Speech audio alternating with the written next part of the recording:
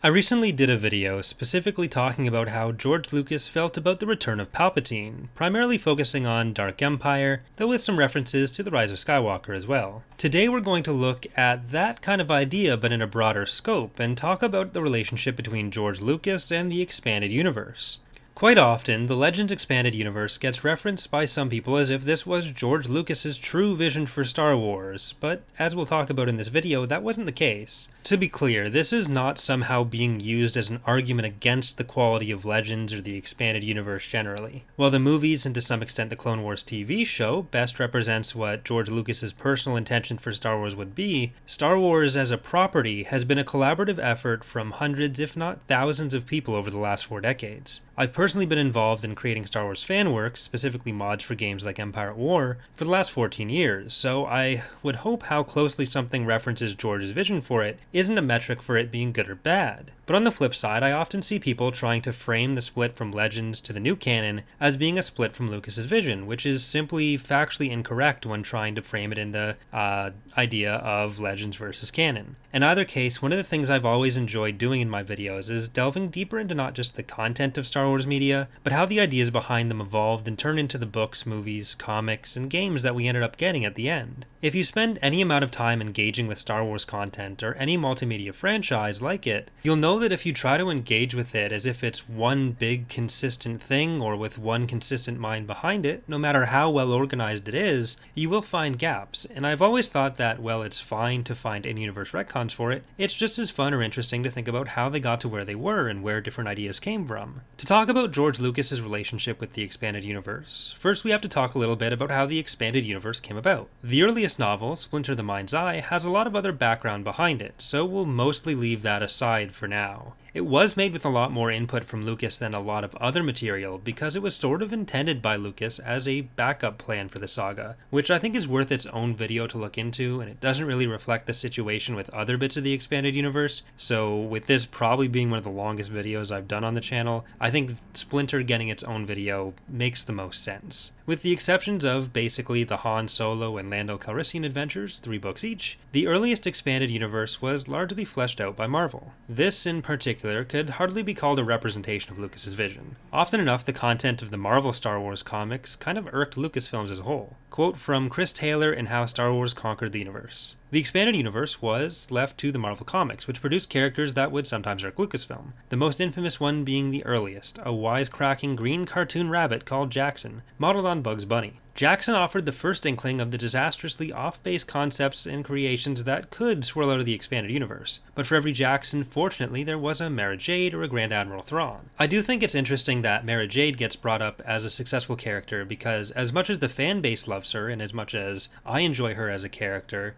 she's definitely a fan favorite, Lucas was not especially fond of Mara Jade himself as a character. Lucasfilm book editor J.W. Rinsler spoke about George's dislike for Mara on the Resistance Broadcast podcast, and recalls joking with other Lucasfilm employees when Mara's death in Legacy of the Force came about, saying, "Do I get to tell George?" This was even a joke in a Robot Chicken sketch featuring George Lucas, where he throws out and assaults one of the writers of Robot Chicken for mentioning him being the creator of Mara Jade. As Taylor explains in How Star Wars Conquered the Universe, when George announced in 1988 that he had no plans to make any further Star Wars movies, he received a letter from Lou Aronica, saying it was essentially tragic that stories wouldn't continue to be told in that universe. Lou was also the head of mass market publishing at Bantam Books, and pitched the idea of Star Wars books as being these once-a-year events, as cinematic as the movies and just as high quality. This idea evolved a bit as well, but that's less relevant to the topic at hand. Obviously, as we know now, they're not this once-a-year thing, and they were never really this once-a-year thing. In the 1990s especially, there would be multiple coming out a year. George was skeptical of anyone being interested in the books, but gave his assent, though he did give some guidelines. Quote, "The first novel would take place 5 years after Return of the Jedi. Events prior to the original movies, such as the Clone Wars, were untouchable. Lucas was mulling the possibility of prequels and didn't want anything to interfere with his creative process. No major characters could be killed off, and no one who was already dead in the movies would be brought back." Now, this does imply that Lucas in some ways felt like it would be better if the universe was fairly consistent, so we'll get back to that idea in a minute. Now, we know that some of these rules did eventually get eroded a bit, with Dark Horse bringing Palpatine back a few years later. We talked about this specifically in the video I did on the Palpatine thing, where Tom Veitch, in interviews, interviews, expressed George Lucas being enthusiastic about the ideas that Tom and the Dark Empire writers had pitched, and saying that, well,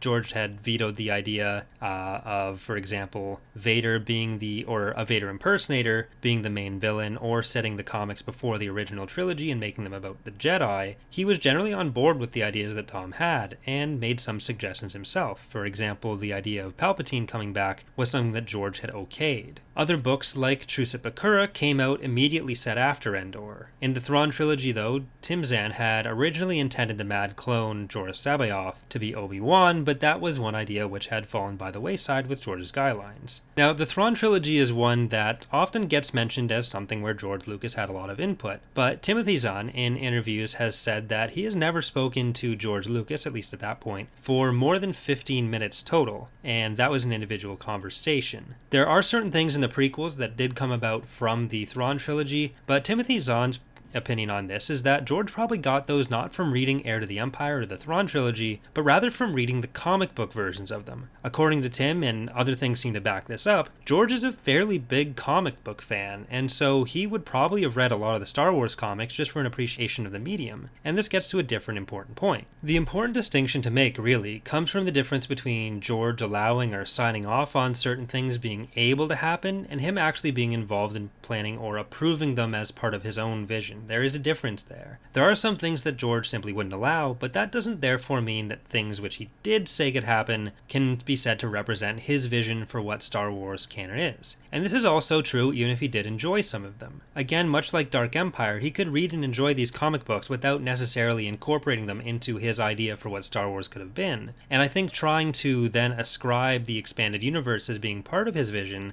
kind of gets besides the point of what people generally mean when they're saying it's his vision or not. It's not contradictory to say both that George enjoyed Dark Empire and that he even gave the suggestion to Tom Veitch that he could find a way to bring back Palpatine and that would be okay, while also saying that it wasn't part of his vision for Star Wars. Much like anything else, there needs to be some nuance between taking the expanded universe as a wholesale rejection or acceptance of George Lucas's vision. Although there were prohibitions on setting stories in the Clone Wars or before the Empire in the early Bantam books that came from Aronika's successful plea to get Bantam in on Star Wars publishing, or in places like the new Dark Horse comics, sometimes earlier periods were referenced. This was especially true in the X-Wing books, which heavily reference characters from earlier periods, like Corran Horn's dad and family history, and set up kind of specific timelines, generally kind of vague, but also specific enough that you can kind of time birthdays and timelines for the Clone Wars out of it, but they don't match up very well, and they end up conflicting pretty heavily with the prequels.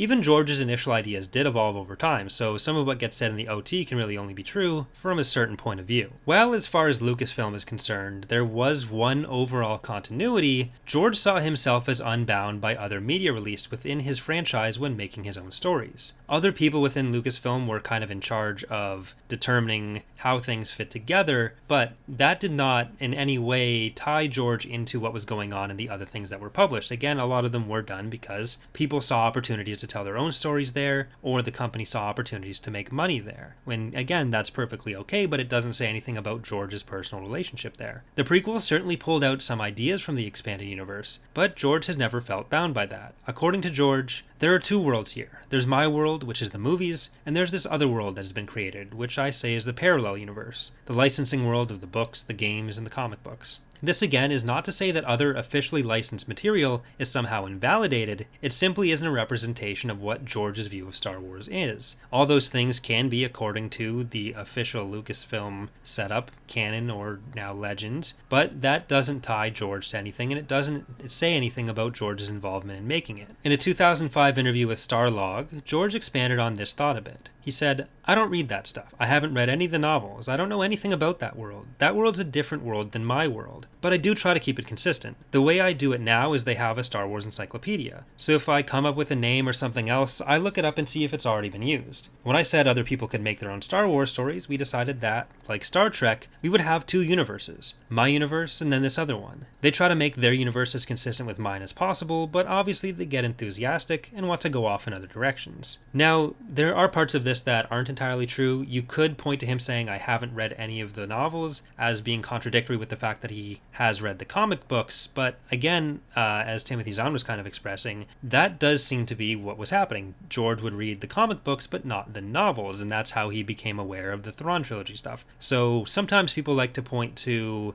George changing his mind on certain things and kind of throw away what George says on this topic, but I think if you look through all of George Lucas's quotes, he's fairly consistent on how he sees the universe overall, even if you could point out some inconsistencies on what he knows about it. It's clearly a bit of an exaggeration to say he doesn't know anything about that world, but much the same as you may watch a TV show and not really engage with it in the same way that more hardcore fans might, George could easily just be reading the books and then he takes in some of the information that goes out and he has a rough idea, especially in the comic books, but for all intents and purposes, the statement he's making can be perfectly accurate with all that being true, that it's not something that he really retains or spends much of his energy thinking about, and it doesn't really factor into decisions he makes. And again, other comments by people like Timothy Zahn, Tom Veitch, and J.W. Rinsler, among other people who either work at Lucasfilm or have been involved in Star Wars publishing of various types, kind of back up this idea, and we'll get to another in a second. In the 90s, especially after the various rights holders had generally been going off in different directions beforehand, Lucasfilm began putting more emphasis on making different elements of the franchise work together, rather than simply being different stories in the same general, somewhat disconnected universe. Like you can look at what was going on in the Marvel comics as one of the bigger examples of things that don't really jive with the rest of what was going on.